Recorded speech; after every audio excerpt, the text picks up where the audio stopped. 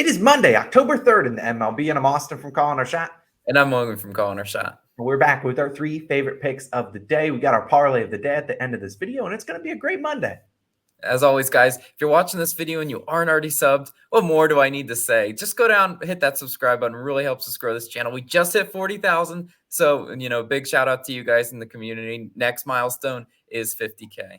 50K on the way. And another milestone we crossed, I talked about in our Monday Night Football video. We now have 5 million views on the channel. So appreciate all the people out there that are watching every single day, or even as just watch one video. We can't do it without all of you guys. So if you're new, hit that like button, hit that subscribe button. Like I already kind of hinted at, 49ers versus Rams best bets is already live. That was posted last night. Go check out that video. We have a bunch of different content there. And we have a couple new All-Stars. We have Jonathan and we have the Mood Swing Bella. Look, we appreciate you guys for supporting the channel. We can't do it without you guys. We're kind of really, Logan and I are just trying to get through these last couple of days of the regular season. Then we'll get into that postseason. But guys, you know what time it is. We got 3 more days of betting no one first innings.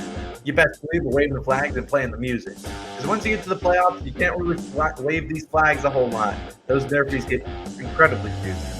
But of course, we got 3 more coming your guys' way today, and we'll talk about our parlay of the day. But for this first one, Logan, we're going to that Braves and Marlins game, and no one first inning there, minus 134 on Barstool. You actually see, a couple other books way more juice than that, like FanDuel minus 160. So I'm feeling real confident about this one. Braves obviously coming off that sweep against the Mets. I think they're probably only 1 game away from, clinching the division as a whole. But wouldn't surprise me if the Braves come out here and just lay an egg in terms of scoring runs. And right now on the mound for the Marlins will be Luzardo. He's been very solid this year. He's hit 11 straight no-one first innings. I believe he's 15-2 on the year. So Luzardo, go get me those first 3 outs. The Braves only 22nd in first inning runs. So I think he can certainly get it done. Who's on the mound for the Braves today?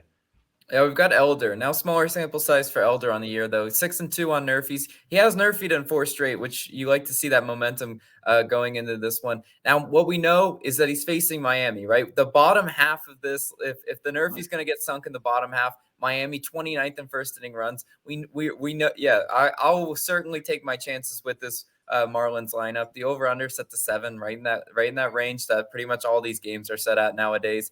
But no, I really do think Elder can get us those last 3 outs that we need.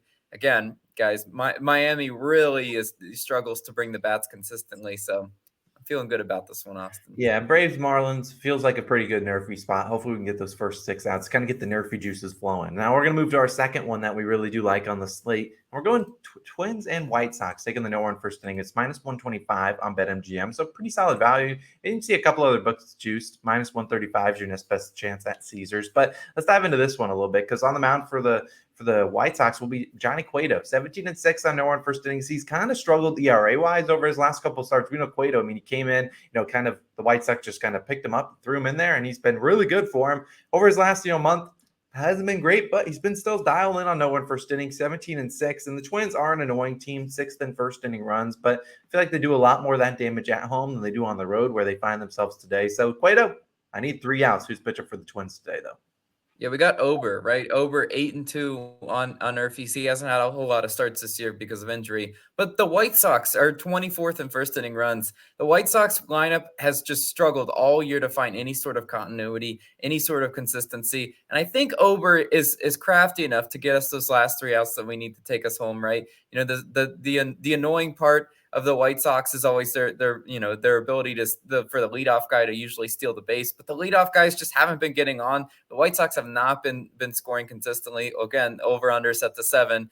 Sound like a broken record there, but I mean that's why these are a little bit more juiced. The totals, the books don't believe in the offenses this time of year, but you know what? We're gonna fly the flags in this one because we're gonna keep Cueto's gonna do his job. Ober's going to do their job, and we're gonna fly it again.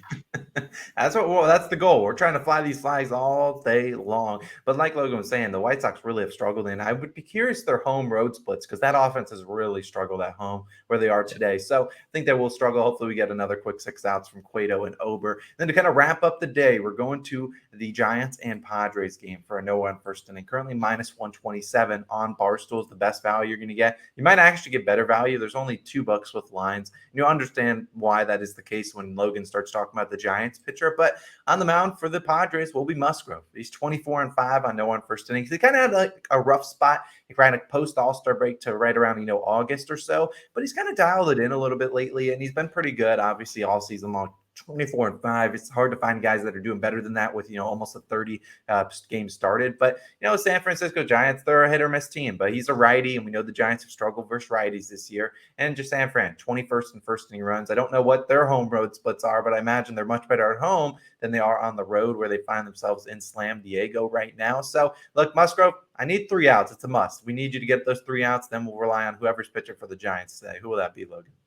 Yeah, it's scheduled to be Brebbia, right? Brebbia 9-0 on Nerfies. Now, the caveat to that is he's a bullpen guy, right? He's just a starter, and he only pitched this 1 inning pitched, which I actually really do like for the no-run first inning. I mean, that's what his job is. His job is to come in here, get 3 outs, and start the game, at 0-0, or even if the Giants were to score, that's their goal.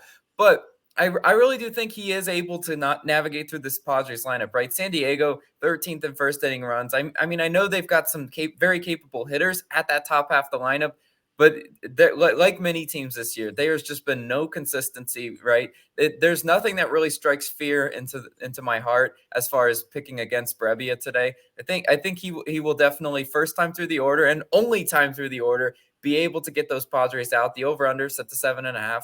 Right in the range that most of these games are. But I really do think Java Joe Musgrove, and Brebbia, that combination will be able to keep the runs out of the first inning in this one. This is a later start one, so hopefully that could be the deciding between a winning day, maybe potential Nerfy sweep. Man, Austin, I would love a Nerfy sweep so much. That would be the ultimate goal from doing these 3 Nerfy picks. Yeah, Nerfy sweep would be absolutely electric. I'd come out with 3 flags tomorrow because, yes, I have more than 1, but we'd fly 3 flags as Logan camera goes off. But we only got 3 more days in the regular season, so we're kind of we're just crawling to the finish line because it's been a grueling season. Still had a very profitable year so far, but when you get this far into the game, games, some of them don't matter, and it's hard to really pick game picks. And then some games that do matter, some things go completely opposite of what you'd expect. So I like that Giants Padres Nerfy as kind of a tuck us in. We're kind of hoping for a 3-0 day. Hopefully we cash that one out. Now we do have a parlay of the day still live on Odds Jam, and so we'll talk about that. And that should be updated if you want to read exactly what we like each of those legs. Should be updated within the next